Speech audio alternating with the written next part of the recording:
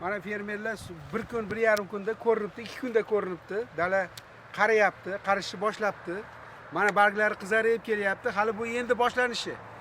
Birozdan keyin ko'rasizlar, ko'saklarda ko'rinadi bu. Tanada ko'rinadi. Ko'saklar qizaradi. Xuddi mana shunaqa bo'lib, ko'sak ham qizara boshlaydi. Ko'sak ham qizaradi. Lekin ko'saklar katta, masalan 20 gram chiqsa, 15-20 gram chiqsa, unisi 25-30 gram chiqadi. Ko'saklar juda ham yaxshi, mana ta'sir qilgan. Lekin sal baribir kamlik 240 mingdan ko'pda ko'chat. Ko'chat soniga bog'liq. 2 litrgacha sepaverish kerak. Agar siyroqroq bo'lsa 1 litr ham bo'ladi, lekin qalin bunaqa ko'chatga 2 litr sepish kerak. Hurmatli fermerlar, mana ishlabdi. 2 kunda ishlagan, 2 kunda mana ko'ringan. Mana tepadagilari hamma gullari tashagan. Mayda ko'saklar ketgan, ilhaqlik yo'q bo'ldi boya aytganimizdek. Endi bu pishishga o'tiradi. Hamma oziqani oladi, bargdagi ovqati o'tadi. Mana qizaribdi-ku. Mana shunday bittasini olamiz, mana bargdagi ovqat hammasi o'tyapti. Mana chetidan boshlab o'tyapti mana. Mana shunaqa qip-qizil dala bo'ladi. Tagini ham bir ko'rsating. Tagi nam.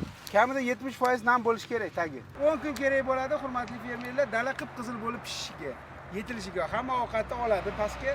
Undan keyin 12-avgustlar, 15-avgustlarda kelib dala qizargan, ko'saklari katta-katta bo'lganiga ko'rganinglardan keyin buni birinchi etapda avgron. Bunda ham nami bo'lish kerak, 4 litrdan kam emas. Ikkinchisida 5 litr atrofida yana avgron, bu 20-avgustda. 2 marta sepsak, bu dala yalang'och bo'ladi, oppoq bo'ladi. Ungacha hali ochilib ketadi. Bu 10 kun ichida buni ko'sagi hozir ochilib ketadi. Hozir mana bitta ham ochilmagan. Mana bitta yarim boshladi. Bitta yarimta boshlagan, lekin bir 10 kun ichida kamida 5 ta 6 ta ochiladi. Lekin ochilganda ham 11 gramdan ochiladi, hurmatli fermerlar. Pasi ham bir xil katta ochiladi. Lekin mana dalada, real dalada effekt bor. Endi bundan buyog'iga sovuq kelaveradi. Bizni sovuq bu etifonni ishlatishimizga xalaqit beradi. Sovuq kunlarda etifon yaxshi ishlamaydi. Issiqda yaxshi effekt beradi. Keyin mana 2 litr sepyapmiz. Sovuq kunlarda 4 litr sepsangiz ham bunaqa effekt bermaydi. O'shaning uchun hozir vaqtni yo'qotib qo'ymasligimiz kerak. Mana mashinani ko'ring. Mana mashinada mana shakar bitta ham qolmadi. Mana shakar tanaga o'tibdi. Mana bunda shakar bor hali.